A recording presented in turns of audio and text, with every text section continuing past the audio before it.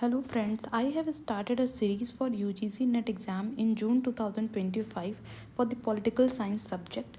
This series is very beneficial for those students who can't afford paid courses because in this series I will complete the whole syllabus of political science unit by unit wise and topic by topic wise. So please like, share and subscribe my channel so that you can get further videos on time. For completing this series it will take 2 to 3 months, and then we will practice previous year questions also. So and I will use both the language, that is Hindi and English, for explaining the topic. In this video I am going to discuss about justice, the concept of justice. देखिए, ये जो concept of justice है ये बहुत ही integral part है political philosophy का. Justice को पढ़ने के लिए इक्वालिटी, लिबर्टी, ये सारी चीज़ें का भी कॉन्सेप्ट पढ़ना इंपॉर्टेंट होता है, उसके बाद ही जस्टिस को हम पढ़ते हैं. सो इससे पहले हमने कॉन्सेप्ट ऑफ इक्वालिटी देखा, कॉन्सेप्ट ऑफ लिबर्टी देखा. नाउ इन दिस वीडियो हम लोग देखेंगे कॉन्सेप्ट ऑफ जस्टिस क्या है. So concept of justice, it is an integral part of political philosophy. ठीक है. अब देखिए इसमें क्या है कि जो एशियन टाइम्स में थे, जो एशियन टाइम्स के स्कॉलर्स थे, वो जो ये कॉन्सेप्ट ऑफ जस्टिस है उसको लेके वो ये बोलते थे कि ये बहुत ज़्यादा इम्पॉर्टेंट और इंटीग्रल पार्ट है. इनफैक्ट जो प्लेटो थे, जो ग्रीक फिलोसोफर थे, उन्होंने अपनी बुक, इनकी बुक का नाम था रिपब्लिक. ये क्वेश्चन यहाँ से इम्पॉर्टेंट है, यहाँ से क्वेश्चन आता है. ठीक है, कि ये रिपब्लिक बुक किसने लिखी थी. सो प्लेटो की बुक रिपब्लिक और एरिस्टोटल ने निकोमैकिन एथिक्स एंड पॉलिटिक्स, इनकी ये दो बुक्स थी. एरिस्टोटल ने एक पॉलिटिक्स बुक लिखा था और निकोमेन एथिक्स लिखा था, जिसमें भी उन्होंने प्रोपोर्शनल जस्टिस या इक्वालिटी जो है, justice, proportional justice and proportional equality का कॉन्सेप्ट दिया था अरिस्टोटल ने. और प्लेटो ने अपनी बुक रिपब्लिक में भी जस्टिस के कॉन्सेप्ट को एक्सप्लेन किया था. ठीक है. सो ये जो एशियन टाइम्स में देखा जाए तो एशियन टाइम्स में जो जस्टिस थी, जैसे जो एशियन पॉलिटिकल फिलोसोफर्स थे लाइक प्लेटो एंड अरिस्टोटल, इनके अकॉर्डिंग जो जस्टिस थी वो किस पे बेस्ड थी, वो मॉरल्स और एथिक्स पे ज़्यादा बेस्ड थी. ठीक है, वो मॉरल्स और एथिक्स पे ज़्यादा बेस्ड थी. ठीक है. लेकिन मॉडर्न पॉलिटिकल थॉट में जो जस्टिस का आइडिया है, वो जस्टिस का जो कॉन्सेप्ट है वो किस चीज़ पे ज़्यादा बेस्ड होता है, on the idea of liberty and equality of citizens in the eyes of state. Okay. इसीलिए मैंने आपसे पहले स्टार्टिंग के मतलब वीडियो के स्टार्टिंग में ये चीज़ बोली कि इक्वलिटी का कॉन्सेप्ट एंड लिबर्टी का कॉन्सेप्ट हमने पढ़ा, तो उसके बाद हम जस्टिस का कॉन्सेप्ट पढ़ रहे हैं. क्योंकि एशियन टाइम्स में तो जस्टिस मतलब न्याय का मतलब ये होता था, न्याय किस पे निर्धारित होता था, न्याय जो है वो मॉरल्स और एथिक्स पे बेस्ड होता था. लेकिन मॉडर्न पॉलिटिकल थॉट में जो जस्टिस का आइडिया है, ये मॉरल्स एंड एथिक्स से ज़्यादा ये किस पे बेस्ड होता है, the idea of liberty and equality of citizens. ठीक है. लिबर्टी और इक्वलिटी, इंसान को स्टेट की नज़र में अगर लिबर्टी मिल रही है, इक्वलिटी मिल रही है, तो इसका मतलब उसे जस्टिस, उसे न्याय मिल रहा है. तो मॉडर्न पॉलिटिकल थॉट में ये कॉन्सेप्ट था जस्टिस का. और कंटेम्प्रेरी टाइम्स में इसका जस्टिस का मतलब क्या हो गया. कंटेम्प्रेरी टाइम्स में justice means allocation of goods, services, opportunities, benefits, power and honour in society. ये जो गुड्स हैं, सर्विसेज हैं या अपॉर्चुनिटीज़ हैं, बेनिफिट्स हैं, इन सब का एलोकेशन सोसाइटी में इक्वली होना और सही तरीके से जस्ट वे में एलोकेशन होना, goods, services, opportunities, benefits, powers and honours in society. तो इसका मतलब होता है जस्टिस. तो आई होप ये जो जस्टिस वर्ड है, इसको आपने मतलब जस्टिस का डिफरेंट टाइम फ्रेम में इसका क्या मतलब है, ये चीज़ समझ में आई होगी कि एशियन जो फिलोसफर्स थे उनके अकॉर्डिंग जस्टिस किस चीज़ पे बेस्ड थी. फिर मॉडर्न पॉलिटिकल थॉट में जस्टिस का मतलब क्या हुआ, लिबर्टी और इक्वलिटी से उन लोगों ने जस्टिस को जज किया. एंड कंटेम्प्रेरी टाइम में जस्टिस का मतलब ये हुआ कि कैसे गुड्स एंड सर्विसेज या अपॉर्चुनिटीज़ का एलोकेशन हो रहा है कंटेम्प्रेरी टाइम पे. ये मॉडर्न कंटेम्प्रेरी टाइम्स में ये जस्टिस का मतलब हुआ. ठीक है. सो अब हम कुछ इम्पॉर्टेंट डेफिनीशंस देखेंगे जस्टिस की. यहाँ से क्वेश्चन आता है. ठीक है. कि सपोज ये स्टेटमेंट दे दिया जाए कि ये justice means telling the truth and repaying one's date.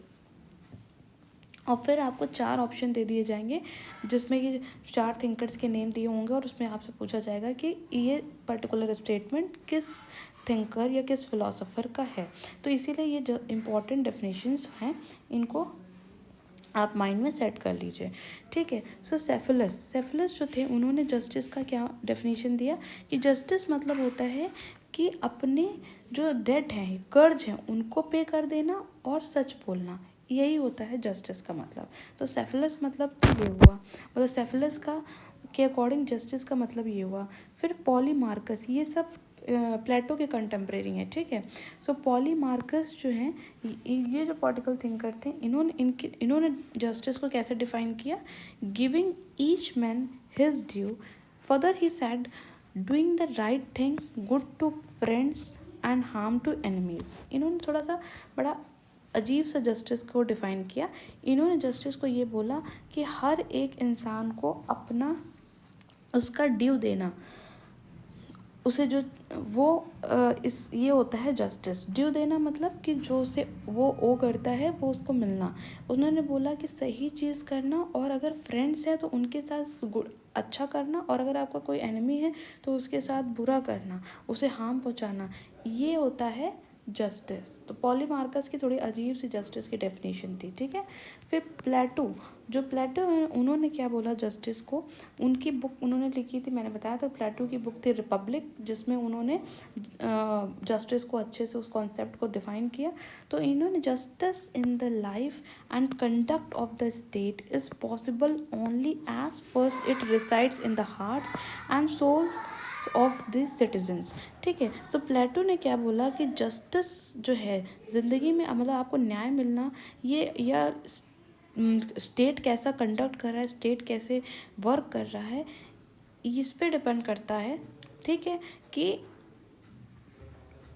आपके हार्ट एंड सोल में किस तरीके से न्याय है, ठीक है। तो justice in the life and conduct of the state is possible only as first it resides in the hearts and souls of the citizens, ठीक है। जब तक व्यक्ति के दिल और आत्मा में न्याय नहीं होगा तब तक जो है वो स्टेट भी, उस जो स्टेट है वो स्टेट किससे बना, वो पीपल से बना। तो अगर पीपल के अंदर ऑटोमेटिकली न्याय करने की भावना है तो जस्टिस ऑटोमेटिकली लाइफ में रहेगी, ठीक है। सो उन्होंने ये बोला कि हम कि एक तरह से उन्होंने इनर क्वालिटी बता दी जस्टिस की, कि न्याय की जो भावना होती है वो इंसान के अंदर, उसके दिल में, उसके आत्मा में खुद होनी चाहिए। फिर एरिस्टोटल ने क्या डेफिनेशन दिया, ठीक है। तो पॉलीमार्कस की तो बड़ी अलग सी थी, ये आपको याद हो जाएगी। प्लेटो की भी आपको दिमाग में याद हो जाएगी, क्योंकि उन्होंने इंसान को बताया कि इंसान के दिल और दिमाग में और आत्मा में जस्टिस होना चाहिए, तो जस्टिस अपने आप होगा। सेफिलस ने तो बताया कि भाई ट्रू, आप अगर सही बोलते हैं और अपना कर्ज पूरा कर देते हैं तो वो जस्टिस हुआ। एरिस्टोटल ने क्या डेफिनेशन दिया, ठीक है, ये सब एशियंट ग्रीक फिलोसफर्स हैं। एरिस्टोटल ने क्या बोला कि जस्टिस तब होगा जब equal should be treated equally and unequal unequally. So ये जो एरिस्टोटल की ये जो मतलब जस्टिस की डेफिनेशन थी ना, यहाँ से यूपीएससी में भी बड़ा बार क्वेश्चन आया है, और ये बहुत इंपॉर्टेंट स्टेटमेंट है। इसको मैं बहुत ही डिटेल में एक्सप्लेन करूँगी नेक्स्ट यूनिट में जब मैं एरिस्टोटल को पढ़ाऊँगी, ठीक है। अभी यहाँ पे सिर्फ आपको ये माइंड में सेट करना है कि एरिस्टोटल ने जस्टिस को क्या बताया, कि जो लोग इक्वल हैं उनको इक्वली ट्रीट करना, और जो अनइक्वल हैं उनको अनइक्वल ट्रीट करना ही जस्टिस है, ठीक है। इसको मैं डिटेल में आपको नेक्स्ट यूनिट में एक्सप्लेन करूँगी।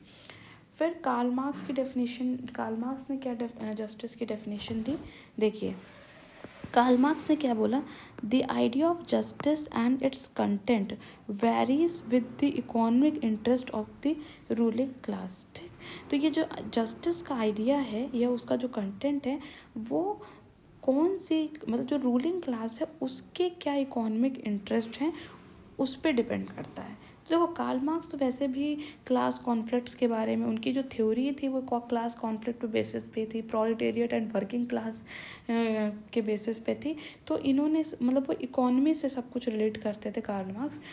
तो इसीलिए इनके जो जस्टिस को भी उन्होंने, न्याय को भी उसमें उन्होंने किससे रिलेट कर दिया, economic interest of the ruling class. उन्होंने कहा कि जो रूलिंग क्लास है उसके क्या इकोनॉमिक इंटरेस्ट है, उसी पे आइडिया, उसी पे जस्टिस डिपेंड करेगा। ठीक है। फिर एम टी सेसरो ने क्या बोला, justice is a natural law which does not depend upon the consent of man. इन्होंने सेसरो ने जो जस्टिस है उसको क्या बताया कि ये नेचुरल लॉ है, ये गॉड गिवन लॉ है कि भाई जस्टिस होना चाहिए, ये इंसान के कंसेंट पे डिपेंड नहीं करता है, ये नेचुरल है जस्टिस मिलना। ठीक है। फिर सेंट एगस्टीन, इन्होंने क्या बोला कि justice is the foundation of the state. इन्होंने बोला कि किसी भी स्टेट का मतलब ये जो जस्टिस है, न्याय है, वो फाउंडेशन है। स्टेट का मेन सोल पर्पस ही यही होता है कि वो अपने नागरिक को न्याय दे। ठीक है। तो justice is not created by the civil authority but by the church. लेकिन इन्होंने जो, क्योंकि देखिए यहाँ पे क्या लिखा हुआ है, सेंट लिखा हुआ है, तो ये चर्च को तो वैसे भी, क्योंकि पॉप होंगे वो ज़रूर, तो इन्होंने चर्च से लिंक कर दिया कि जस्टिस जो है वो सिविल अथॉरिटी क्रिएट नहीं करती है, जस्टिस जो है वो सिविल अथॉरिटी नहीं देती है, बल्कि कौन करता है, चर्च देता है। ठीक है। सो फिर उसके बाद जॉन सैलमेंट, इन्होंने जस्टिस को क्या बताया, justice mean providing everyone his share. Justice का मतलब ये होगा उनके हिसाब से कि न्याय वही होगा कि जिससे जो ज़रूरत है, जो जिसका शेयर है जितना, उसे वो शेयर दे देना। शेयर मतलब वो शेयर मार्केट वाला शेयर नहीं, शेयर मतलब यहाँ पे भाग, जिसका जो भाग है, जिसको जो हक, जिस चीज़ का हकदार है उसे वो प्रोवाइड कर देना, यही न्याय है। फिर डी राफेल, इन्होंने जस्टिस को कैसे डिफाइन किया, justice protect the rights of the individual as well as the order of the society. तो इन्होंने बोला कि जो जस्टिस है वो इंडिविजुअल्स के राइट, उसके जो अधिकार होते हैं, या सोसाइटी में जो एक ऑर्डर है, मतलब सोसाइटी का जो एक ऑर्डर है उसको प्रोटेक्ट करता है, इसलिए न्याय बहुत इंपॉर्टेंट है। So these are some of the definitions given by different philosophers, these are very important, so you should learn them. आपको लिटरली मतलब बाय वर्ड नहीं लर्न करना है, बट आपको एक आइडिया होना चाहिए ताकि जब इस MCQ आए तो आप इस चीज़ को कर सकें। ठीक है। नाउ ये जो एरिस्टोटल का मैंने बताया ना, ये बहुत इंपॉर्टेंट है क्योंकि ये UPSC में भी पूछा गया है। एंड सी देखिए, ये जो लेक्चर्स है ना, these lectures are also beneficial for UPSC students, but बस इतना सा फ़र्क ये है कि UGC और UPSC में अगर मैं आपको डिफरेंस बताने की कोशिश करूँ तो UPSC का जो ऑप्शनल बच्चा लेता है पॉलिटिकल साइंस, और जो UGC का बच्चा जो पेपर 2 पॉलिटिकल साइंस चूज़ करता है, तो उसमें क्या डिफरेंस ये है कि UGC में क्या है कि जो इस टाइप के जो डेफिनेशन है, ये स्टेटमेंट है, या ऑथर, या बुक है, मैथ द कॉलम, इस टाइप का चीज़ ज़्यादा आता है। और UPSC की तो वो सब्जेक्टिव पेपर होता है, तो वहाँ पे इन्हीं कॉन्सेप्ट को आपको लिखना होता है। तो यहाँ पे देखिए, आप जो ये डेफिनेशंस अभी लर्न कर रहे हैं, देखो ये हेल्पफुल कैसे होगा, मैं एक बस एग्जांपल दे रही हूँ। अदरवाइज़ मैं UPSC वाले स्टूडेंट्स के लिए, जो पॉलिटिकल साइंस के स्टूडेंट्स हैं, उनके लिए एक नई सीरीज़ स्टार्ट करूँगी। जब मैं ये UGC का पूरा सिलेबस कंप्लीट कर लूँगी तो उसके बाद मे बी आफ्टर जून मैं एक न्यू सीरीज़ UPSC, PSI और ऑप्शनल स्टूडेंट्स के लिए स्टार्ट करूँगी। अगर आप लोगों को नीड है और जो बच्चे इनको देख रहे हैं तो प्लीज़ कमेंट करके बताइए कि हाँ आपको नीड है, क्योंकि वो फ्री ऑफ कॉस्ट सीरीज़ होगी यूट्यूब पे। सब कुछ पूरा सिलेबस अच्छे से मैं एक्सप्लेन करूँगी, प्रीवियस ईयर क्वेश्चंस को साथ में प्रैक्टिस होगी। तो इसलिए UPSC में क्या है कि वहाँ पे आपको, जैसे मान लीजिए यही जस्टिस पे क्वेश्चन आया, ठीक है, आपको लिखना है, सब्जेक्टिव है, 250 वर्ड्स में या 300 वर्ड्स में आपको लिखना है। तो आप क्या कर सकते हैं, पहले आप जस्टिस के कॉन्सेप्ट को समझ लिया, फिर ये जो डिफरेंट फिलोसोफर्स हैं इनकी भी अगर एक दो जस्टिस को डेफिनेशन के टाइम पे आप बीच में अपने आंसर में इनको भी कोट कर दिया, तो आपको बहुत प्लस पॉइंट मिलेगा, 1-2 नंबर का प्लस पॉइंट मिलेगा। ठीक है। सो कॉन्सेप्ट तो वही है, जो concept of justice UPSC students पढ़ो चाहे UGC स्टूडेंट्स पढ़ो, बात तो वही है। बस आपको UPSC और UGC में यही है कि इसमें प्रीवियस ईयर क्वेश्चंस जो आप देखेंगे तो इसमें क्या होता है कि MCQ बेस्ड है और वो सब्जेक्टिव है, तो ये ऑब्जेक्टिव है, ये सब्जेक्टिव है, बट समझना तो वही चीज़ है ना। सो इसलिए ठीक है। सो एरिस्टोटल्स ने जो ये बात बोली थी कि equal should be treated equally and unequally. तो इसका मतलब क्या हुआ? तो एरिस्टोटल ने एम्फसाइज किया कि individuals should be treated Fairlie based on relevant similarities and differences. उन्होंने बोला कि जस्टिस का मतलब ये है कि जो इंडिविजुअल्स हैं उनको किस तरह ट्रीट किया करना चाहिए, उनमें क्या सिमिलैरिटीज़ और क्या डिफरेंसेस हैं, इनको देखकर फिर उस हिसाब से ट्रीट करना चाहिए। फॉर एग्ज़ाम्पल मैं आपको एग्ज़ाम्पल देती हूँ कि जैसे मान लीजिए कोई वर्क, जब जैसे किसी भी जॉब जो है, चाहे वो गवर्नमेंट हो चाहे प्राइवेट जॉब हो, बट मेन और वीमेन में एक बायोलॉजिकल डिफरेंस ये है कि वीमेंस को हर मंथ पीरियड्स आते हैं, तो दे नीड मेंस्ट्रुअल लीव, उनको चाहिए होती है। तो अब यहाँ पे ये कहते हैं कि equal should be treated equally and unequal should be treated unequally. तो अनइक्वल्स, अब अगर इस रेस्पेक्ट पे देखें तो मैन एंड वीमेन अनइक्वल हैं बायोलॉजिकली, तो इनको इक्वली नहीं ट्रीट करना चाहिए कि नहीं, जैसे कि मैन तो भाई 30 का 30 दिन महीने में आ जाते हैं तो इनको इसलिए फुल पेमेंट मिलनी चाहिए। यहाँ पे थोड़ा सा बेनिफिट, मतलब यहाँ पे वीमेन की उस बायोलॉजिकल डिफरेंस को मद्देनज़र रखते हुए वीमेंस को अनइक्वली ट्रीट करना चाहिए। ठीक है, मतलब उन्हें अगर लीव की ज़रूरत है तो उन्हें 1 दिन की पेड लीव देनी चाहिए। ये इसी बात पे जो है बिल भी आए और इस बात पे कई बार पार्लियामेंट में मुद्दे भी उठे। ठीक है, मैंने बस एक एग्जांपल दिया है, आई होप इससे आपको थोड़ा बहुत समझ में आया होगा। ठीक, सो एरिस्टोटल का जो कहना था कि इक्वल लोग जो हैं, अगर कोई चीज़ इक्वल है तो उसको इक्वली ट्रीट करिए, लेकिन अगर किसी में डिफरेंसेस मतलब हैं या अनइक्वल है तो उन्हें अनइक्वली ट्रीट करिए। फिर ensuring that everyone receives what is due to them, ताकि जिसको जिस चीज़ की ज़रूरत है या जिसको जो चाहिए वो उसे मिल सके। For example 2% having same job and qualification and 2% having different qualification and experience.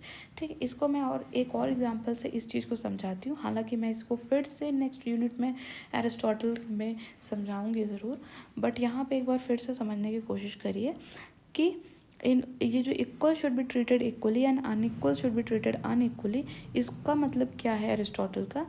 Example कि मान लीजिए कोई जॉब है, उसमें 2 लोग हैं, अगर उनके सेम क्वालिफ़िकेशन और सेम एक्सपीरियंस है तो उनको एक जैसा सामान इक्वली ट्रीट करना चाहिए और उन्हें इक्वल सैलरी देनी चाहिए। बट अगर 2 पर्सन जो हैं वो डिफरेंट क्वालिफ़िकेशन होल्ड करते हैं and they hold different experiences, then they should be treated unequal because they are unequal on the basis of qualification and experience. I hope this much is very clear to you.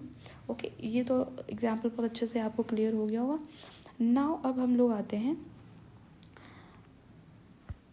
Difference between procedural justice and substantive justice. ये important है, इसको भी समझने की कोशिश करिए कि procedural justice और सब्सटेंटिव जस्टिस में क्या डिफरेंस है। देखिए, जो प्रोसीजरल जस्टिस है वो concern itself at the level of application. ये जैसे नेम से ही आप देखिए, प्रोसीजरल मतलब क्या बता रहा है, प्रोसीजर। अगर प्रोसीजर जो मतलब किसी भी चीज़ को करने का जो तरीका है, प्रोसीजर है, अगर वो जस्ट हैं तो एंड रिजल्ट भी जस्ट ही होगा। प्रोसीजरल जस्टिस का इन शॉर्ट ये है क्रक्स। ठीक है, सो प्रोसीजरल जस्टिस मतलब क्या कि ये एक तरह से एप्लीकेशन लेवल पे जो है देखी जाती है। ठीक है, द प्रोसीजर्स, अगर जो प्रोसीजर्स हैं followed must be just and legal, court should not be violated.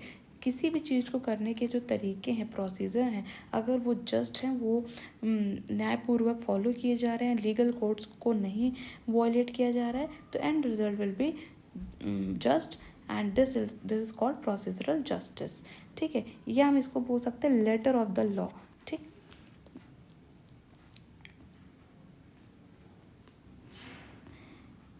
और ये किससे इंस्पायर हुआ है, ये मिनिमल स्टेट से इंस्पायर हुआ है, जहाँ पे no use of discretion by the state, just follow the procedure. मतलब मिनिमल स्टेट मतलब प्रोसीजरल जस्टिस का कहने का क्या है कि इसमें जो है स्टेट का ज़्यादा ज़रूरत नहीं है जस्टिस देने में, क्योंकि अगर आप प्रोसीजर्स ही जस्ट फॉलो कर रहे हो, आप अगर सही तरीके से प्रोसीजर्स फॉलो कर रहे हो, सारे लीगल कोड्स को सही से फॉलो कर रहे हो, उन्हें वायलेट नहीं कर रहे हो, तो आप और ऑटोमेटिकली जस्टिस होगी। सो एक तरीके से ये क्या हुआ, ये क्लासिकल लिबरल स्कूल का थॉट हुआ।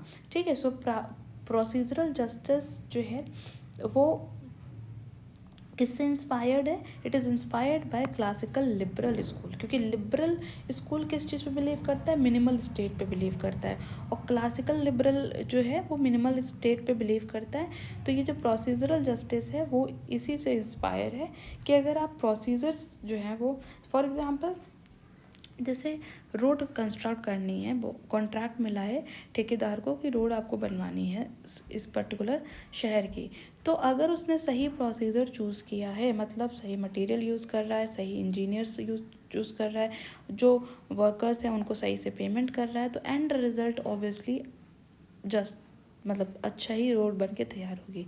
तो ये क्या है, ये एक प्रोसीजरल जस्टिस का एग्जांपल हुआ कि अगर आप प्रोसीजर्स को सही से फॉलो कर रहे हो, लीगल कोड्स को सही से फॉलो कर रहे हो, ठीक है, तो आपका एंड रिजल्ट भी कैसा होगा, जस्ट होगा। ठीक है, अब सब्सटेंटिव जो जस्टिस है वो क्या है, substantive justice is concerned with the outcome of the process. ठीक है, ये किस पे, ये एप्लीकेशन लेवल, ये प्रोसीजर पे बेस्ड थी, और ये किस पे बेस्ड है, ये आउटकम पे बेस्ड है। ठीक है, सो सब्सटेंटिव जस्टिस किस पे कंसर्न है, ये आउटकम ऑफ प्रोसेस। ठीक, कि अगर आउटकम जस्ट है, अगर आउटकम जो है वो न्यायपूर्वक है, तो मतलब इसको हम क्या बोलते हैं, सब्सटेंटिव जस्टिस। इसको हम और क्या बोल सकते हैं, it is concern with the spirit of the law. Okay, ये क्या हो गया, ये लेटर ऑफ द लॉ, मतलब लॉ का जो प्रोसीजर्स है इसको फॉलो करता है, और ये किस चीज़ को फॉलो करता है कि कोई कानून है तो उस कानून की जो स्पिरिट है, उस कानून का जो मेन मतलब जो जिस वजह से ये वो कानून बना, उस कानून की स्पिरिट को फॉलो किया जा रहा है कि नहीं फॉलो किया जा रहा है, और इसमें क्या होता है, कानून के प्रोसीजर्स को फॉलो किया जाता है। ठीक है, सो ये किसको इनकरेज करता है, स्टेट इंटरवेंशन को इनकरेज करता है। जो प्रोसीजरल जस्टिस जो है वो स्टेट के इंटरवेंशन को नहीं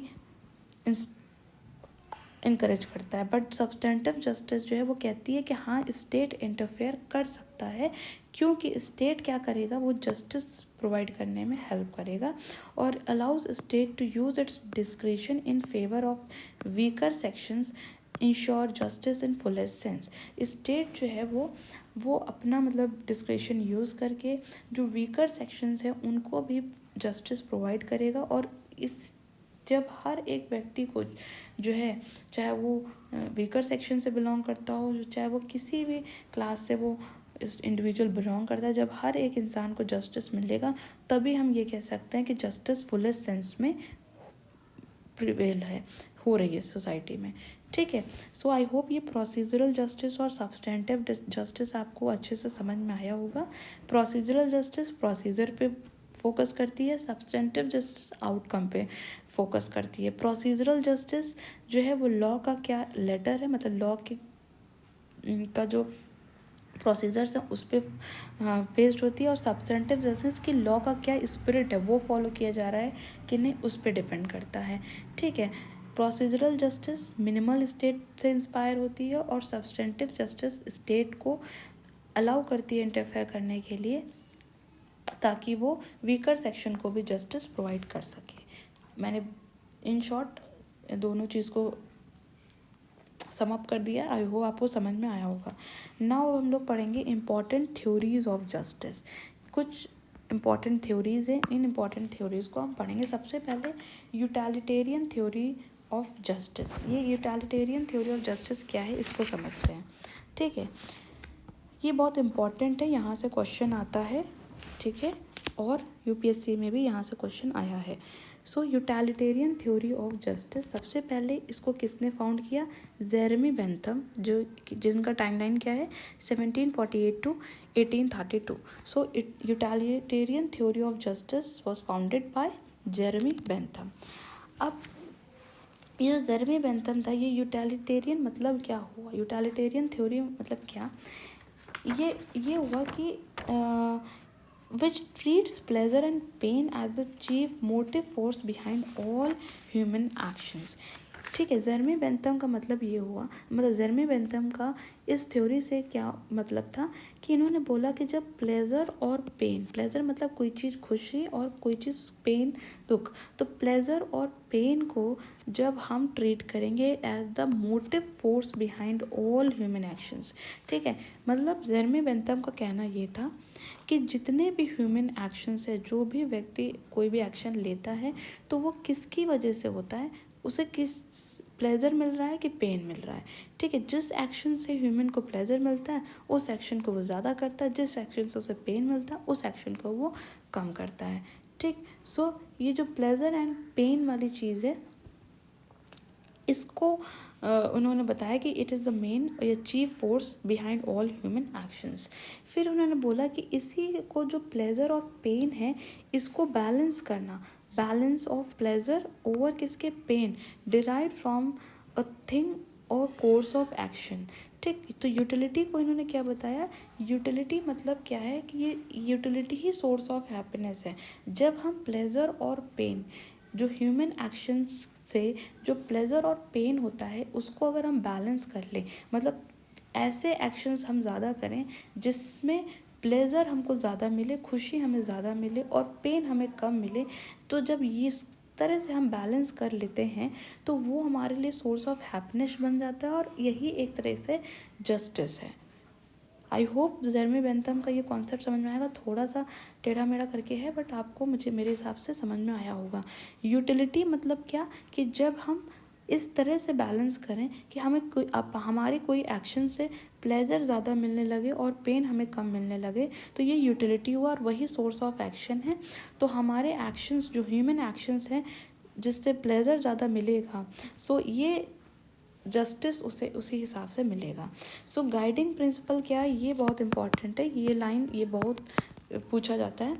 सो गाइडिंग प्रिंसिपल इज़ दैट कि जो greatest happiness of the greatest number, मतलब इस लाइन का मतलब क्या है कि ग्रेटेस्ट हैप्पीनेस मतलब सबसे ज़्यादा हैप्पीनेस, जब सबसे ज़्यादा हैप्पीनेस सबसे ज़्यादा लोगों को मिलेगी तो वो हो गई जस्टिस, ठीक है।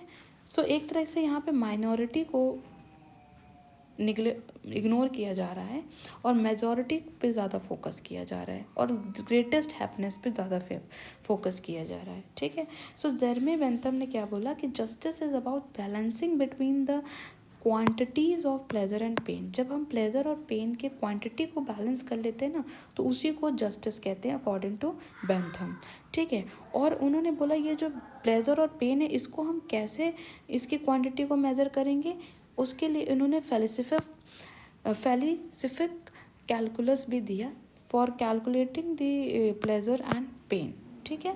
जॉन स्टुअर्ट मिल ने भी जो है कंट्रीब्यूट किया यूटिलिटेरियन थ्योरी ऑफ जस्टिस में। तो आई होप ये जो यूटिलिटेरियन थ्योरी ऑफ जस्टिस है समझ में आया होगा, ठीक है। So an action is just if it maximises overall happiness. क्या बोला कि इन्होंने कि कोई भी एक्शन तब जस्ट होता है, मतलब कोई भी चीज़ न्याय तब होती है जब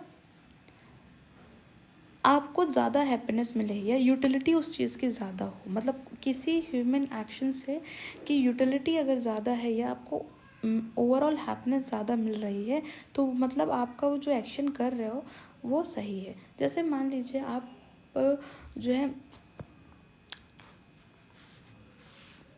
और for the greatest number of people, ठीक। पहले इस डेफिनेशन को समझ लेते हैं फिर मैं एग्जांपल दूंगी। An action is just if it maximises overall happiness. कोई एक्शन जस्ट कब होता है, जब वो ओवरऑल हैप्पीनेस को मैक्सिमाइज करे या हम कह सकते हैं यूटिलिटी को मैक्सिमाइज करे, और किसके लिए, ग्रेटेस्ट नंबर ऑफ पीपल, मतलब ज़्यादा से ज़्यादा लोगों को अगर ज़्यादा से ज़्यादा खुशी मिल रही है किसी एक्शन से तो वो जस्टिस है। तो यहाँ पे एक तरह से क्या प्रायोरिटाइज कर रहा है, आउटकम्स ओवर इंडिविजुअल राइट्स। यहाँ पे आउटकम को ज़्यादा प्रायोरिटी मिल रही है ओवर राइट्स, ठीक है। सो आई होप ये जो इटैलिटेरियन थ्योरी है ये आपको समझ में आ रही है। बेंथम के अकॉर्डिंग बेंथम ने जो जस्टिस है उसको कैसे समझाने की कोशिश की, इन्होंने प्लेजर और पेन के बेसिस पे समझा, दो पैरामीटर्स के बेसिस पे जस्टिस को समझाने की कोशिश की। बेंथम ने कहा कि कोई भी ह्यूमन एक्शन का जो गाइडिंग फोर्स है वो प्लेजर और पेन ही है। इंसान जब कोई एक्शन करता है तो जिस एक्शन से उसे ज़्यादा खुशी मिलती है उसे वो ज़्यादा करता है, और जिस एक्शन से उसे ज़्यादा पेन मिलता है उसे वो कम करता है। तो इसी प्लेजर और पेन को बैलेंस करना ही यूटिलिटी है। और जब हम इस तरह से प्लेजर और पेन को बैलेंस करते हैं जिससे हमें ज़्यादा से ज़्यादा हैप्पीनेस मिले और ज़्यादा से ज़्यादा लोगों को हैप्पीनेस मिले जिस एक्शन से, वही एक्शन जस्ट है। ठीक है। सो आई होप ये utilitarian theory of justice given by Jeremy Bentham is clear to you now. आपको समझ में आ गई होगी। ठीक है, अब आगे देखते हैं। ही जजेस morality of actions and policy. ठीक है, तो बेंथम ने किस चीज़ को, कोई भी एक्शन या कोई भी पॉलिसी बना रही है स्टेट, तो उसके वो कितनी मॉरल है, वो मोरालिटी को जज करते हैं। एक तरह से ये कॉन्सिक्वेंशलिज्म पे फोकस करते हैं। ये वर्ड बहुत इंपॉर्टेंट है जो जेरेमी बेंथम, कॉन्सिक्वेंशलिज्म मतलब क्या हुआ, focus on outcomes of action rather than actions और इंटेंशंस देमसेल्व्स। ठीक है, मतलब कॉन्सिक्वेंस पे फोकस ज़्यादा करना। ठीक, तो यहाँ पे बेंथम क्या कह रही है, आउटकम पे ज़्यादा फोकस कर रहे हैं कि कोई भी एक्शन जिससे लोगों को ज़्यादा खुशी मिले, तो एक तरह से आउटकम को ये देख रहे हैं, तो वो एक्शन जो है जस्ट है। आप उस चीज़ को कैसे कर रहे हैं, उस प्रोसीजर को कैसे फॉलो कर रहे हैं, ये ध्यान नहीं दे रहे हैं। मतलब जेरेमी बेंथम इस चीज़ पे कुछ नहीं इनका कहना है, उनका कहना है कि आपका आउटकम जस्ट होना चाहिए। तो इस थ्योरी को क्या बोलते हैं, consequentialism theory. So he sacrifices the rights और wellbeing of minority for the benefit of majority. ये एक तरह से क्रिटिक्स भी मिलता है। बेंथम की जो यूटिलिटेरियन थ्योरी ऑफ जस्टिस है, उनको ये क्रिटिसाइज इसी बेसिस पे किया जाता है कि बेंथम ने सिर्फ मेजॉरिटी को ज़्यादा हैप्पीनेस मिलनी चाहिए, इस पे फोकस करा है। तो इस तरह से वो माइनॉरिटी के जो राइट्स हैं या उनके जो अधिकार हैं, या उसको सेक्रीफाइस किया है किसकी वजह से, के लिए, मेजॉरिटी के लिए। सो जैसे कि आप रिसोर्स एलोकेशन है, इस तरह से रिसोर्स एलोकेशन करें कि मैक्सिमम लोगों को हैप्पीनेस मिल सके। तो वो फॉर एग्ज़ाम्पल, अब जैसे इनका ये जो इनका यूटिलिटेरियन थ्योरी है बेंथम की, इसका एक मैं एग्जांपल देती हूँ कि जैसे मान लो कोई एरिया है, ट्राइबल एरिया है, वहाँ पे कुछ ट्राइब रह रहे हैं, मान लो सपोज़ 50 के अंडर ही लोग रह रहे हैं। तो पर उस एरिया में जो है एक आईटी जॉब, मतलब आईटी हब नहीं कह सकते, ये कोई कंपनी स्टार्ट करनी है। ठीक है, जिससे एम्प्लॉयमेंट जनरेट होना है, क्योंकि वहाँ पे उसी ट्राइबल एरिया से सटा हुआ जगह पे बिल्कुल पास में ही बहुत पॉपुलेटेड सिटी है, और उस सिटी के लोगों को एम्प्लॉयमेंट मिलनी चाहिए इसलिए। तो अब क्या किया, उन ट्राइबल एरिया के लोगों की कुछ लैंड को उन कंपनी ने गवर्नमेंट के थ्रू ले लिया, इस बेसिस पे बोल के कि जो है यहाँ पे हम कंपनी सेटअप करेंगे, एम्प्लॉयमेंट जनरेट होगी, और साथ ही साथ जो है ये जो और अदर लोग हैं, ट्राइबल लोग हैं, उनको भी हम एम्प्लॉयमेंट देंगे। तो एक तरीके से मैक्सिमम जो सिटी के लोग थे उनके लिए और अपने मतलब बेनिफिट के लिए माइनॉरिटी के हैप्पीनेस को कॉम्प्रोमाइज़ किया गया है। तो लेकिन बेंथम के अकॉर्डिंग जस्टिस यही है, जब greatest happiness for the greatest number. ठीक है, ये जो greatest happiness of the greatest number, इस चीज़ का समझ में आ गया होगा। आई होप ये एग्जाम्पल के थ्रू समझ में आ गया होगा। So this is all about the utilitarian theory of Bentham. Now अब हम नेक्स्ट जस्टिस की थ्योरी पढ़ेंगे। नेक्स्ट थ्योरी क्या है जस्टिस की, डिस्ट्रीब्यूटिव थ्योरी ऑफ जस्टिस। ठीक है, अब ये डिस्ट्रीब्यूटिव थ्योरी ऑफ जस्टिस, इसको जो है सबसे पहले किसने प्रेजेंट किया, एरिस्टोटल ने। ये वो इम्पॉर्टेंट है, इसलिए ये मैंने इसको रेड से हाईलाइट किया हुआ है। ठीक है, ये क्योंकि ये यहाँ से पूछा जाता है, जैसे कि यूटिलिटेरियन थ्योरी ऑफ जस्टिस किसने दिया, तो 4 थिंकर्स के ऑप्शंस में दे दिए जाएंगे। डिस्ट्रीब्यूटिव थ्योरी किसने दी, तो एरिस्टोटल। ठीक है, तो जो एरिस्टोटल थे ये सबसे पहले थिंकर थे जिन्होंने ये डिस्ट्रीब्यूटिव जस्टिस के आइडिया को प्रेजेंट किया। ठीक है, और इनके अकॉर्डिंग जो डिस्ट्रीब्यूटिव जस्टिस है स्टेट में, वो कौन इंश्योर करता है, वो लेजिस्लेचर करता है। जो लॉ बनाते हैं वही डिस्ट्रीब्यूटिव जस्टिस को इंश्योर करते हैं। लॉ मेकिंग बॉडी या लेजिस्लेचर ही जस्टिस प्रोवाइड करती है। ठीक है, एरिस्टोटल किस चीज़ पे बिलीव करते थे कि जो राइट्स, लिबर्टीज़ या पावर या रिवॉर्ड्स हैं, they should be distributed by the state according to the contribution and the worth of individual in society. ठीक, अब देखो एरिस्टोटल ने क्या बोला। एरिस्टोटल ने बोला कि राइट्स, लिबर्टीज़, पावर और रिवॉर्ड्स, ये सारी चीज़ें, ये जो सिविल राइट्स हैं, ये जो हैं, ये सारी चीज़ें इंसान को इस हिसाब, मतलब स्टेट को इस तरह से डिस्ट्रीब्यूट करना चाहिए, ये चेक करके कि पर्टिकुलर इंडिविजुअल का समाज में क्या कंट्रीब्यूशन है और उसकी क्या वर्थ है। ठीक है, तो उन्होंने बोला कि जस्टिस यही है, तो डिस्ट्रीब्यूशन, तो इसीलिए इस थ्योरी का जो टाइटल है क्या है, डिस्ट्रीब्यूटिव थ्योरी। तो इन्होंने क्या बोला कि distribution of rights, liberties, power and reward should be such that कि it should be according to the contribution and the worth of individual. ठीक है, so for example progressive taxation का एग्जाम्पल, ठीक है, सोशल सिक्योरिटी का example. इन्होंने क्या बोला, जैसे प्रोग्रेसिव टैक्सेशन मतलब कि जैसे जो जिस तरह से इनकम जिसकी है उस हिसाब से टैक्स पे करे, तो जिसकी जैसी वर्थ है और जो जैसा सोसाइटी में कंट्रीब्यूट कर रहा है उसकी उस हिसाब से उस पर टैक्स लगे और उसी हिसाब से उसको अधिकार और लिबर्टी और पावर मिले। तो ये जो प्रोग्रेसिव टैक्सेशन का आइडिया है ना, एक तरह से ये एरिस्टोटल के डिस्ट्रीब्यूटिव थ्योरी से ही इंस्पायर हुआ है। फिर इसके बाद सोशल सिक्योरिटी वाला एग्जाम्पल कि भाई किसको किस तरह से सोशल सिक्योरिटी मिलना चाहिए, जिसकी जिस तरह से वर्थ है और जो जिस तरह से सोसाइटी में कंट्रीब्यूट करा उसको उस हिसाब से सोशल सिक्योरिटी मिलना चाहिए। सो आई होप ये जो एरिस्टोटल का डिस्ट्रीब्यूटिव थ्योरी है ये थोड़ा बहुत आपको क्लियर हो रही है माइंड में। फिर जो जॉन रॉल्स हैं, पहले तो सबसे पहले एरिस्टोटल ने ही इस चीज़ को, इस आइडिया को प्रेजेंट किया। फिर जॉन रॉल्स ने भी, ये भी बहुत ही इंपॉर्टेंट प्रोपोनेंट हैं इस डिस्ट्रीब्यूटिव थ्योरी ऑफ जस्टिस को, क्योंकि जॉन रॉल्स ने भी जस्टिस को डिस्क्राइब किया।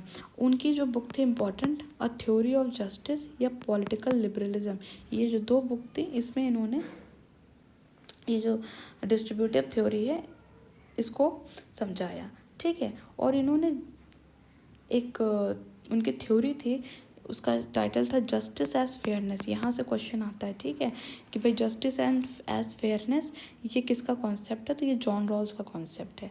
तो ही सीक्स, जॉन रॉल्स जो हैं, जो इनकी थ्योरी थी जस्टिस की, वो क्या बताना चाहते थे, वो एक तरीके से इगैलिटेरियन सोसाइटी क्रिएट करना चाहते थे with free and equal citizen. Egalitarian मैंने आगे भी इसको समझाया पहले प्रीवियस लेक्चर्स में। इगैलिटेरियन सोसाइटी मतलब जहाँ पे इक्वल सिटीजन्स हो, इक्वल डिस्ट्रीब्यूशन हो। ठीक है, सो वो ऐसी सोसाइटी क्रिएट करना चाहते थे जहाँ पे फ्री और इक्वल सिटीजन हों।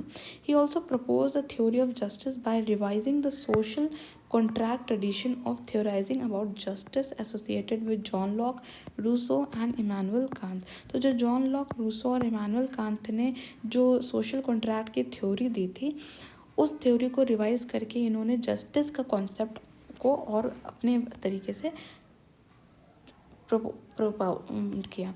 ठीक है, he included the idea of desert, talent, merit and need, इन आइडिया को भी उन्होंने इंक्लूड किया। सो ये जॉन रॉल्स की डिस्ट्रीब्यूटिव थ्योरी है। जब हम जॉन रॉल्स को पढ़ेंगे ना तो हम फिर उस टाइम पे इस चीज़ को और डिटेल में पढ़ेंगे।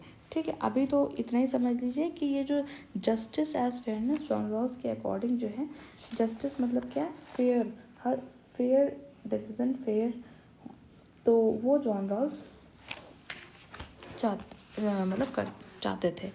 तो आई होप ये आपको डिस्ट्रीब्यूटिव थ्योरी समझ में आई होगी। नाउ अब नेक्स्ट थ्योरी ऑफ जस्टिस जो है वो क्या है, इंटाइटलमेंट थ्योरी ऑफ जस्टिस। ठीक है, इसके जो प्रोपोनेंट है वो रॉबर्ट नॉजिक, इनका टाइमलाइन 1938 टू 2022। ठीक है, ये एक अमेरिकन फिलोसोफर थे। इनकी ये बुक का नेम बहुत इंपॉर्टेंट है, एनार्की, स्टेट एंड यूटोपिया। यहाँ से क्वेश्चन आता है। ठीक है, सो जो ये इंटाइटलमेंट थ्योरी है जस्टिस की, इसको किसने दिया, इसको रॉबर्ट नॉजिक ने दिया। ये किसका अल्टरनेटिव था, जो जॉन रॉल्स ने जस्टिस की थ्योरी दी थी उसके अल्टरनेटिव रॉबर्ट नॉजिक ने इंटाइटलमेंट थ्योरी दी थी। जो रॉबर्ट नॉजिक थे वो कौन थे? राइट लिबरल थे। मतलब राइट लिबरल मतलब क्या है कि वो मिनिमल स्टेट और लेजर फेयर की जो आइडिया थे उस पर बिलीव ज़्यादा करते थे।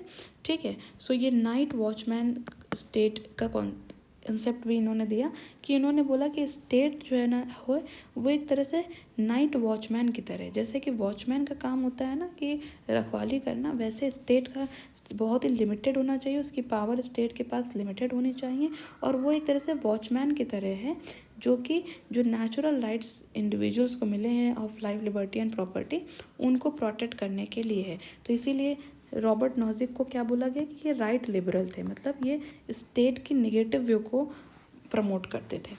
ठीक है, he doesn't want state to take part in welfare of the people. Robert Nozick जो हैं वो कहते थे कि पीपल के वेलफेयर में स्टेट को पार्ट लेने की ज़रूरत नहीं है। He also suggested the idea of distributive justice and welfarism represents injustice because government is taking away the property and opportunities of the talented and rich people for the sake of the welfare of the poor। ये point important है, इसको समझने की कोशिश करिए। Entitlement theory जो Robert Nozick की थी, तो नॉजिक कहते थे कि ये जो डिस्ट्रीब्यूटिव थ्योरी है, ये जो वेलफेयर का सोशल वेलफेयर का कॉन्सेप्ट है, ये वो जस्ट नहीं है, ये एक तरह से अन्याय है। किसके ऊपर? जो टैलेंटेड और जो अमीर लोग हैं ना, उनके ऊपर अन्याय किया जा रहा है, क्योंकि जो टैलेंटेड और रिच लोग हैं इनकी प्रॉपर्टी या इनसे जो अपॉर्चुनिटीज़ हैं इनसे छीनी जा रही हैं, और किस लिए? सिर्फ पुअर लोगों के वेलफेयर के लिए। तो एक तरह से ये टैलेंटेड और रिच लोगों के साथ अन्याय किया जाता है, क्योंकि जो टैलेंटेड और रिच लोग हैं उनके पास वो स्किल हैं, वो टैलेंट है, तब उन्हें वो उस स्तर तक वो पहुँचे हैं, तो उनकी प्रॉपर्टीज़ और अपॉर्चुनिटीज़ को उनसे छीन के फिर पुअर लोगों को दे दी जाए उनके वेलफेयर के लिए। तो ये जो डिस्ट्रीब्यूटिव जस्टिस का कॉन्सेप्ट है ये सही नहीं है। ये रॉबर्ट नॉजिक का कहना है, ये मेरा कहना नहीं है, ये रॉबर्ट नॉजिक का कहना है। सो और इन्होंने क्या बोला कि जो प्रोग्रेसिव टैक्सेशन है, कि मतलब जो जितना कमाएगा उस हिसाब से टैक्स पे करेगा स्टेट को, ये एक तरह से बंधुआ मजदूरी है। ठीक है, ये बॉन्डेड लेबर है। Sorry for the background noise. ठीक है, तो उन्होंने ये बोला कि ये जो प्रोग्रेसिव टैक्सेशन पॉलिसी है ये बॉन्डेड लेबर है, ये सही नहीं है। ठीक है, सो इन्होंने क्या बोला कि जस्टिस इनके अकॉर्डिंग जो है, रॉबर्ट नॉजिक के अकॉर्डिंग जस्टिस कब होगा?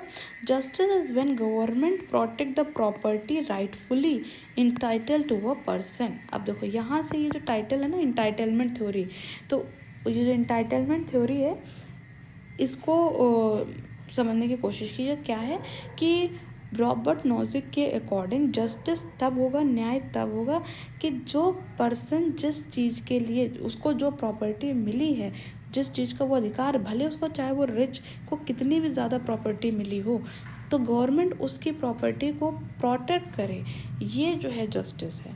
तो justice is when government protect the property rightfully entitled to a person. Okay, so redistribution of property can only be done by the state if it doesn't verify the principles of entitlement। इन्होंने बोला कि जो entitlement है, मतलब कि जिसके नाम पे जो प्रॉपर्टी है जितनी भी, ठीक है, वो इक्वल है या अनइक्वल हो गई ये मैटर नहीं करता।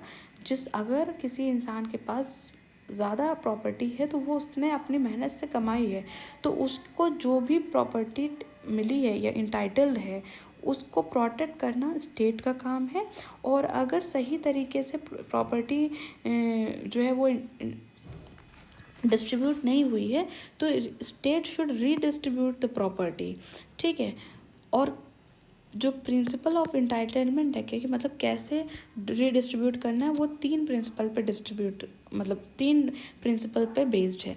आई होप ये इंटाइटलमेंट थ्योरी समझ में आ रही होगी रॉबर्ट नॉजिक की।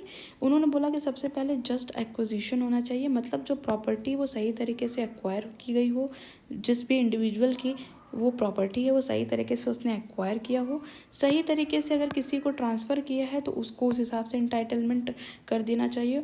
और रेक्टिफिकेशन, अगर किसी प्रकार की कोई प्रॉब्लम्स या कॉन्फ्लिक्ट्स हैं तो उसको रेक्टिफाई करना चाहिए।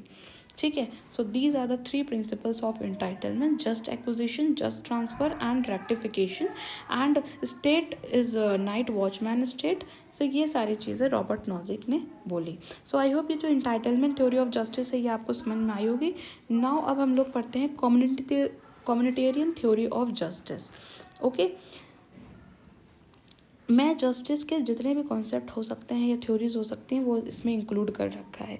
बहुत ये मेरे जो नोट्स हैं ये टू द पॉइंट हैं, जितनी ज़रूरत है उतना है। और फिर जब हम प्रीवियस ईयर क्वेश्चंस को प्रैक्टिस करेंगे तो वहाँ पे जो अगर कुछ एक्स्ट्रा आएगा, क्योंकि देखिए वैसे वास्ट सिलेबस है, आप अगर एक ही टॉपिक पे पढ़ने जाएँ तो you can read multiple books. So इतना नहीं पढ़ने की ज़रूरत है, जितना ये नीड है ना इस यूजीसी एग्ज़ाम के लिए, टू द पॉइंट पढ़ने की ज़रूरत है। ठीक है, तो वही चीज़ को मैं इसके थ्रू करना चाह रही हूँ। और फिर जब आप प्रीवियस ईयर क्वेश्चंस को प्रैक्टिस करेंगे तो आपको खुद फिर फील होगा कि हाँ मुझे कितना पढ़ना चाहिए और किस तरह से नोट्स बनाने चाहिए। ठीक है, सो ये यूनिट जैसे ही ख़त्म होगी उसके बाद मैं यूनिट 1 के पे अब पिछले 10 ईयर्स में जो भी प्रीवियस ईयर क्वेश्चंस आए हैं उनको भी मैं प्रैक्टिस कराऊंगी, ताकि आपको समझ में आए कि हाँ यूनिट 1 से जितना आपने पढ़ा है उससे कैसे क्वेश्चंस आ रहे हैं और कैसे आपको प्रिपेयर करना है। ठीक है, सो अब हम पढ़ेंगे communitarian theory of justice. So communitarian theory, अब जैसे नाम से समझ में आ रहा हो कम्युनिटी इसमें आ रहा है, कम्युनिटी।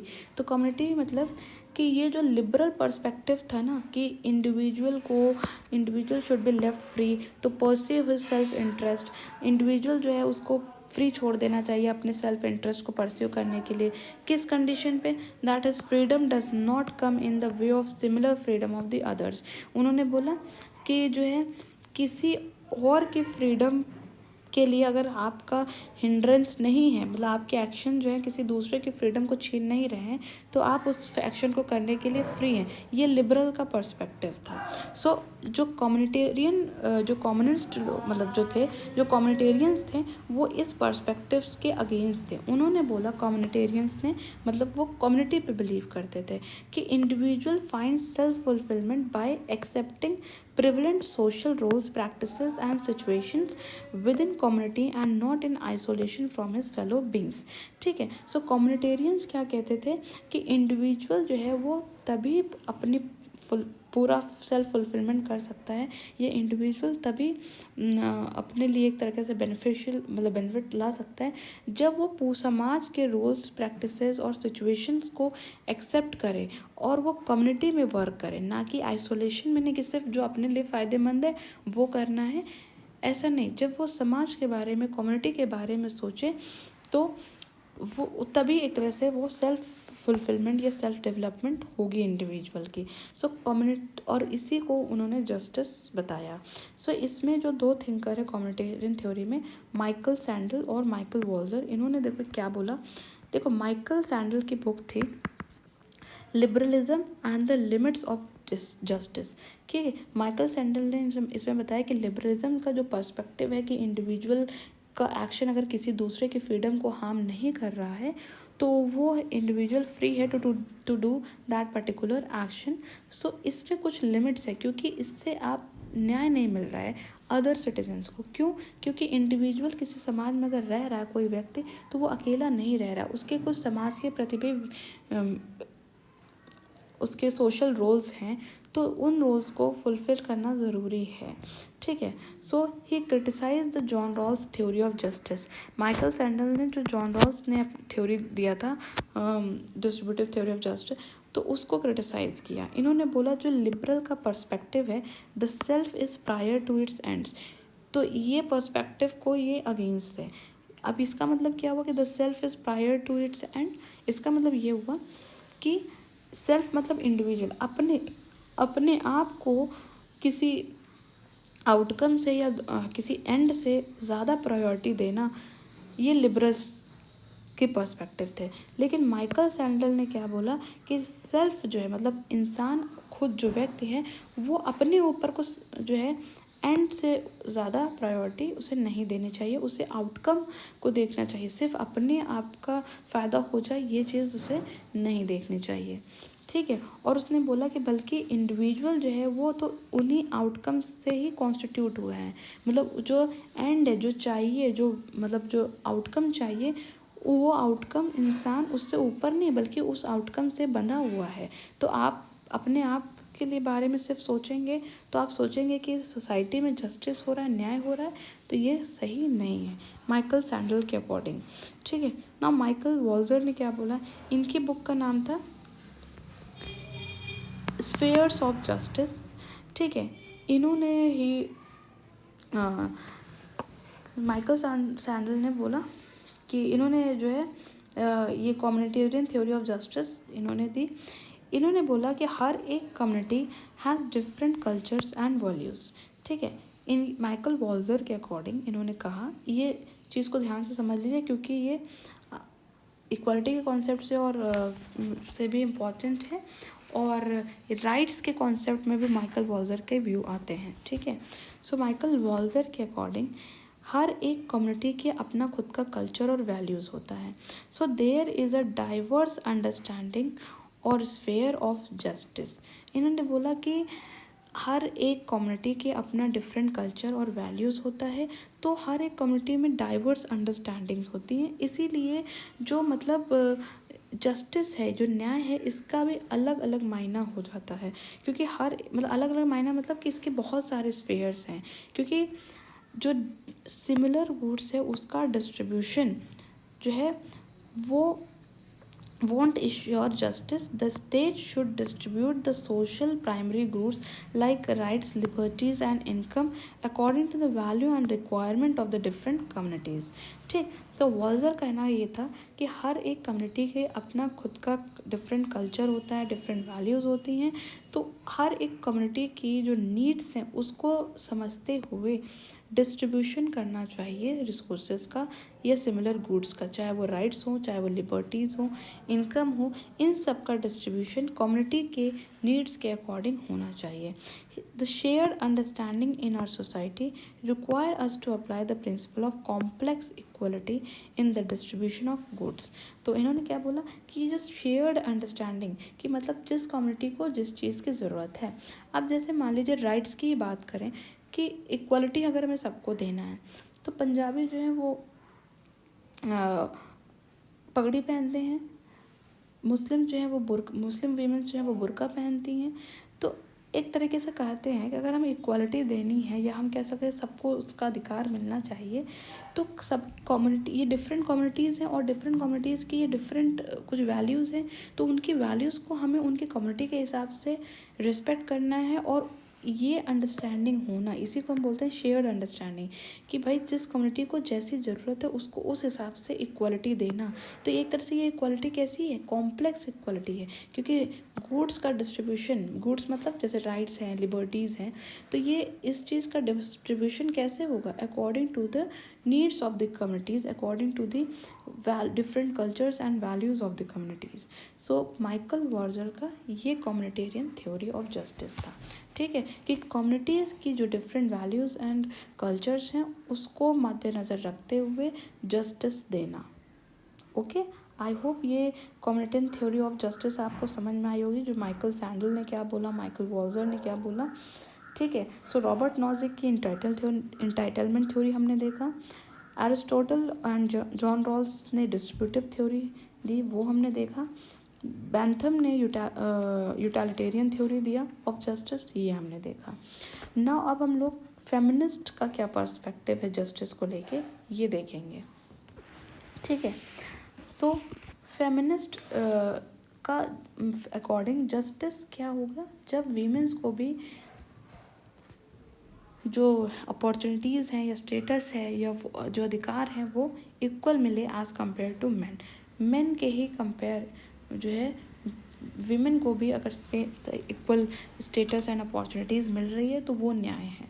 ठीक है। तो फेमिनिस्ट पर्सपेक्टिव ऑब्वियस सी बात है यही होगा कि they seeks restoration of justice for women को न्याय मिलना चाहिए, क्योंकि वीमेन को हमेशा मतलब इस चीज़ से डिप्राइव किया गया है कि उन्हें इक्वल स्टेटस या इक्वल अपॉर्चुनिटीज़ नहीं मिली हैं जैसे कि मेन को मिलती हैं। तो जब वीमेन को भी इक्वल स्टेटस और अपॉर्चुनिटीज़ मिलेंगी तो वो हो गया तब जाके हम ट्रू सेंस में जस्टिस कह सकते हैं। फेमिनिस्ट थिंकर जो थी सुजान मॉलर ऑकिन, उनकी एक बुक थी जेंडर जस्टिस एंड फैमिली। ये इंपॉर्टेंट क्वेश्चंस आते हैं इसलिए इसको हाईलाइट किया है, ठीक है। इन्होंने इस बुक में क्या आर्ग्यू किया कि जो जेंडर्ड अगर फैमिली होती है, मतलब जहाँ पे मेल और का डोमिनेशन होता है, तो ये जो जेंडर्ड बेस्ड फैमिली होती है यही रूट कॉज है जेंडर इनइक्वालिटी का। इन्होंने जो जॉन रॉल्स की थ्योरी ऑफ जस्टिस है, जॉन रॉल्स ने क्या बोला कि जिसकी जैसी वर्थ है उसके अकॉर्डिंग रिसोर्सेज का डिस्ट्रीब्यूशन होना चाहिए, यही डिस्ट्रीब्यूटिव थ्योरी जॉन रॉल्स की थी। तो इन्होंने इसको क्रिटिसाइज़ किया, उन्होंने बोला कि नहीं, वीमेंस के साथ बहुत ही इनजस्टिस होता है, वीमेंस को तो उतना अपॉर्चुनिटीज़ ही नहीं मिलती हैं जितनी मेन को मिलती है, तो फिर वर्थ के अकॉर्डिंग डिस्ट्रीब्यूशन नहीं होना चाहिए। इन्होंने बोला कि सबसे पहले फैमिली में ही जो जेंडर्ड फैमिली होती है यही जेंडर इनइक्वालिटी का रूट कॉज है, तो सबसे पहले फैमिली लेवल पे जस्टिस इंश्योर करना इम्पॉर्टेंट है, सुजान मॉलर ऑकिन के अकॉर्डिंग। फिर कैरोल पेटमैन, ये भी फेमिनिस्ट थिंकर थी, इन्होंने बुक लिखी थी सेक्सुअल कॉन्ट्रैक्ट। इन्होंने क्या चैलेंज किया था कि मेल ओरिएंटेड अगर सोशल कॉन्ट्रैक्ट रिलेशन रहेगा स्टेट थ्योरी का, क्योंकि जो कॉन्ट्रैक्ट है उसमें पॉलिटिक्स में मेन पार्ट, पब्लिक स्फेयर्स में मेन रोल कौन प्ले करता है, मेल। तो एक तरह से ये जो सोशल कॉन्ट्रैक्ट है बिटवीन स्टेट एंड सिटीजन, वो कैसा है, ये मेल ओरिएंटेड है। तो ऐसी सोसाइटी जहाँ पे सोशल कॉन्ट्रैक्ट ट्रेडिशन जो है वो मेल ओरिएंटेड है, तो वो एक पैट्रियार्कल और अनजस्ट स्टेट को ही जन्म देगी। ऐसी सोसाइटी बनाएगी जो पैट्रियार्कल होगी, ठीक है। सो कैरोल पेटमैन ने ये कहा सेक्सुअल कॉन्ट्रैक्ट में, ठीक है। कॉन्ट्रैक्ट कैसा है, जेंडर्ड कॉन्ट्रैक्ट एक तरीके से कह सकते हैं। कैरोल गिलिगन, इन्होंने क्या बोला, इनकी बुक था इन अ डिफरेंट वॉइस। इन्होंने क्या बोला कि केयर बेस्ड मोरालिटी होनी चाहिए, वीमेंस को जो है जस्टिस नहीं मिला है तो इसलिए उनकी केयर करना है और उस बेस पे जस्टिस उन्हें देनी है। तो this is feminist perspective of justice, अभी इतना ही इम्पॉर्टेंट है। नाउ फिर कॉन्सेप्ट ऑफ ग्लोबल जस्टिस, अब हम ग्लोबल जस्टिस का कॉन्सेप्ट देखेंगे कि ये ग्लोबल जस्टिस वर्ड मतलब क्या होगा, ठीक है। सो ये सब कब ये जो ग्लोबल जस्टिस है ये कॉन्सेप्ट कब ओरिजिनेट हुआ, लेट जो 20th सेंचुरी का लास्ट डेकेड था उसमें ये ग्लोबल जस्टिस का कॉन्सेप्ट ओरिजिनेट हुआ, ठीक है। So it means widening the scope of justice to global level beyond boundary of the state.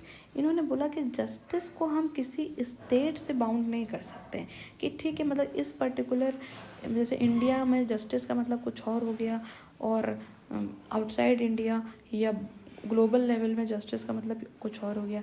अगर मेन और वीमेन को इक्वल स्टेटस अपॉर्चुनिटी देना है तो चाहे वो इंडिया की मेन वीमेन मतलब वीमेन हो, चाहे वो इंडिया के बाहर के वीमेन हो, जस्टिस तो दोनों के लिए सेम ही होगा ना। तो इसी को हम बोलते हैं ग्लोबल जस्टिस, कि जो जस्टिस का कॉन्सेप्ट है इसको वाइडन करना, इसको ब्रॉडर पर्सपेक्टिव देखना और जस्टिस के कॉन्सेप्ट को ग्लोबल लेवल पे देखना, ठीक है। ये है ग्लोबल जस्टिस। जॉन रॉल्स ने भी अपने लॉ ऑफ पीपल जो उनकी बुक थी उसमें जस्टिस के वाइडर पर्सपेक्टिव को प्रेजेंट किया था। एक तरह से ये कॉस्मोपॉलिटिकन पॉलिटन मतलब क्या होता है कि कॉस्मोपॉलिटन मतलब जो अगर हम पूरे मतलब ऑल ओवर वर्ल्ड की बात करें, ठीक है। सो कॉस्मोपॉलिटन जो थिंकर्स हैं चार्ल्स बियार्ड्स एंड थॉमस पॉगी, ये दोनों लोग इम्पॉर्टेंट हैं, चार्ल्स बियार्ड्स एंड थॉमस पॉगी। इन लोगों ने ये जो कॉन्सेप्ट ऑफ ग्लोबल जस्टिस है इस आइडिया को ओरिजिनेट किया। इनकी जो बुक थी world property and human rights, cosmopolitan responsibilities and reforms, ठीक है। सो इन्होंने क्या आर्ग्यू किया कि the responsibility of achieving global justice वो किसके ऊपर है, ये ग्लोबल जस्टिस मिल सके ये रिस्पॉन्सिबिलिटी किसके ऊपर है, जो भी एफ्लुएंट कंट्रीज़ हैं उस कंट्रीज़ के जो एडवांटेज सिटीजन्स हैं, मतलब जिनको ज़्यादा एडवांटेज मिल रही है उन सिटीजन्स की जिम्मेदारी है कि जस्टिस को प्रोवाइड करें। जैसे अब वीमेन, सपोज मेन और वीमेन की ही बात करें तो अगर मेन को ये एडवांटेज में है, मेन लोग एडवांटेज में क्योंकि इनके पास अपॉर्चुनिटीज़ ज़्यादा हैं, ठीक है। इनके ऊपर और लाइक फैमिली रिस्पॉन्सिबिलिटी जो होती है कि घर का, बच्चे, ये सब औरतें संभालेंगी, तो ये चीज़ नहीं है। तो एक तरह से ये एक बहुत ही एडवांटेज्ड सिचुएशन में है मैन। तो ये जो एडवांटेज सिटीजन है जब ये सोचेंगे कि हाँ जो डिसएडवांटेज पीपल हैं उनको जस्टिस मिले, तो तभी इक्वल सेंस में जस्टिस, मतलब ट्रू सेंस में जस्टिस मिल सकती है। सो ये जो responsibility of achieving global justice ये किसके हाथ में है? In the hands of advantage citizens of affluent countries. Inequality in global resource divide the key factor behind poverty. World population need to join hand for a combined fight against poverty. इन्होंने बोला कि global जो resources हैं उसमें अगर inequal divide होता है, इसी वजह से पॉवर्टी है, पॉवर्टी का रीज़न ही यही है।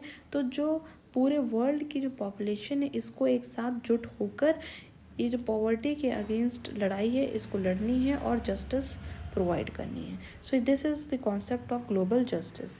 नाउ नेक्स्ट अब हम लोग पढ़ेंगे Amartya sense theory of justice. Amartya Sen ने जस्टिस के बारे में क्या बोला? सो इनकी बुक थी आइडिया ऑफ जस्टिस। इन्होंने इस बुक में क्रिटिसाइज़ किया रॉल्स थ्योरी ऑफ जस्टिस को। किस बेसिस पे बोला? On the grounds of that कि जो रॉल्स थ्योरी ऑफ जस्टिस है वो फ्रूटलेस है, क्योंकि वो एक अल्टीमेट आइडिया ऑफ जस्टिस बनाना चाहती है, बट कोई अल्टीमेट आइडिया नहीं होता है जस्टिस का। न्याय का कोई एक मतलब पर्टिकुलर फॉर्मूला नहीं है। He doesn't believe that justice is a product of procedure. उन्होंने बोला कि जस्टिस जो है प्रोसीजर का भी प्रोडक्ट नहीं है। अब इनकी जो थ्योरी है उसके 3 मेन कंपोनेंट्स हैं। तो first he uses the element of social choice theory and practices public reasoning, no need to search ideal order. इन्होंने मतलब सबसे पहले अमर्त्य सेन ने क्या बोला कि जस्टिस का मतलब न्याय जो है वो कोई ये एक सोशल चॉइस थ्योरी है। मतलब सोसाइटी में जो सोसाइटी के लोग हैं उनका जो रीज़न है, उनकी जो न्याय है, मतलब उनका जो थिंकिंग है, लॉजिकल थिंकिंग है, उसके अकॉर्डिंगली जो है जस्टिस मिलती है। इसके लिए कोई एक पर्टिकुलर फॉर्मूला नहीं होता है। सो इन्होंने सोशल चॉइस थ्योरी, ये इंपॉर्टेंट है कीवर्ड, ये लर्न कर लीजिए। ये जो सोशल चॉइस थ्योरी है ये अमर्त्य सेन ने दी थी। ही ऑल्सो सेड दैट कि instead of just rules and institutional fairness, कि भाई जस्ट रूल्स बनाने हैं, बिल्कुल न्यायपूर्वक इंस्टीट्यूशन बनाना है, हमें इस चीज़ पे फोकस नहीं करना चाहिए, बल्कि हमें किस चीज़ पे फोकस करना चाहिए कि न्याय जो है वो कैसे मिले लोगों को। How justice can be realised for people across the globe. भाई हम सिर्फ बड़े बड़े न्याय करने वाले इंस्टीट्यूशन बना ले, बड़े बड़े नियम बना ले, और लेकिन उन नियम को सही तरीके से फॉलो ना करें तो भी तो जस्टिस नहीं मिलेगा। तो अमर्त्य सेन का कहने का मतलब यही था कि instead of focusing on making just rules और institutional fairness, we should focus on how justice can be realised for the people across the globe. So और इन्होंने तीसरी बात क्या बोले कि instead of building ideal global institution, बहुत बड़ी बड़ी इंस्टीट्यूशन ग्लोबल लेवल पे बना लें, हमें बड़ी बड़ी इंस्टीट्यूशन जैसे एग्जांपल जैसे international courts of justice ICC, तो इस तरह से बड़ी बड़ी ग्लोबल इंस्टीट्यूशन बना लें, लेकिन हम सही तरीके से जस्टिस के को फॉलो मतलब प्रोवाइड ना करवा पाएँ तो इन इंस्टीट्यूशंस का भी कोई मतलब नहीं बोला। इन्होंने बोला कि हमें बल्कि किस चीज़ पे ध्यान देना चाहिए? Media, NGOs, global movements, regional associations, international treaties, conventions, global leaders, UN, इन सब चीज़ों पे अगर हम फोकस करें और फिर उस हिसाब से हम जस्टिस प्रोवाइड करें। So this is the theory of justice given bye Amartya Sen. Now ये सबसे इम्पॉर्टेंट पार्ट है, list of books and author. यहाँ से 100 क्वेश्चंस आते ज़रूर से ज़रूर हैं, ये सबसे इम्पॉर्टेंट है, तो ये आपके माइंड ये सही से आना चाहिए, ठीक है।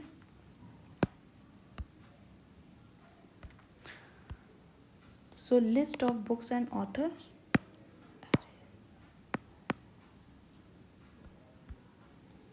सबसे पहले प्लेटो ने जो बुक लिखी थी द रिपब्लिक लॉज, ये तो आपको पता ही है। एरिस्टोटल की book politics, H.G. Marshall natural justice, ये नहीं है। बेंथम की तो theory of legislation, okay. John Stuart Mill की यूटिलिटेरियनिज्म, ये कंफ्यूज मत हो जाना, आपको लगेगा कि utilitarian theory of justice Bentham ने दिया है तो यूटिलिटेरियनिज्म बुक जो है वो किसने लिखी होगी? बेंथम ने लिखी होगी? नहीं, ये जॉन स्टुअर्ट मिल ने लिखी है। ये इंपॉर्टेंट मतलब इसको समझने की कोशिश करिए। फिर टॉम बॉटममोर, इन्होंने क्लासेस इन मॉडर्न सोसाइटी में क्या क्लासेस हैं, ये इनकी बुक्स थी। फिर हर्बर्ट स्पेंसर की बुक थी the man versus the state, ये इम्पॉर्टेंट है। फ्रेडरिक हायक ने बुक दी थी the road to serfdom, the constitution of liberty and law legislation and liberty. ठीक है, ये देखिए जो जितनी बुक्स एंड ऑथर हैं इसको आप बार बार मल्टीपल टाइम रिवाइज़ कीजिए, या तो वीडियोस देखिए या तो फिर से अपने खुद इन वीडियोस को देख के नोट्स बनाइए, क्योंकि यहाँ से क्वेश्चन आता है, मैं बार बार कह रही हूँ यहाँ से क्वेश्चन आता है, तो इसको आप फॉर ग्रांटेड नहीं ले सकते, ये तो आपको लर्न करना ही करना पड़ेगा। ठीक है, सो फ्रेडरिक हायक की बुक कौन सी लिखी हुई थी, the road to serfdom, the constitution of liberty, law legislation and liberty. Milton Friedman, capitalism and freedom. Robert Nozick, anarchy, state and utopia. ये थोड़ा लर्न, ये वाली बुक है, ये वाली बुक है, the road to serfdom, Friedrich Hayek, ये सब थोड़ा याद रहती है इसलिए। जॉन रॉल्स की theory of justice, the laws of people, political liberalism, justice as fairness, ये तो याद ही होनी चाहिए, justice as fairness John Rawls की। फिर माइकल सैंडल की liberalism and the limits of justice, अभी जब हम लोग कम्युनिटेरियन थ्योरी देख रहे थे तो माइकल सैंडल और माइकल वॉल्जर को हमने देखा था। सो Michael Walzer spheres of justice. फिर मैकट्री, आफ्टर वर्च्यू, हुज जस्टिस, विच रेशनैलिटी। अमर्त्य सेन की ये वाली बुक इंपॉर्टेंट है, डेवलपमेंट एज फ्रीडम, यहाँ से क्वेश्चन आता है। द आइडिया ऑफ जस्टिस, ये भी यहाँ से क्वेश्चन आता है। Susan Moller Okin, gender, justice and the family, यहाँ से क्वेश्चन आता है। कैरोल पेटमैन, सेक्सुअल कॉन्ट्रैक्ट, ये भी अभी हम जब फेमिनिस्ट पर्सपेक्टिव देख रहे थे तो इनको हमने पढ़ा था। Susan Moller Okin, Carole Pateman, Carol Gilligan, in a different voice and Thomas Pogge. ये कौन थे, ये कॉस्मोपॉलिटिकन थिंकर थे, इन्हों की बुक थी global justice. So this is important list of books and author.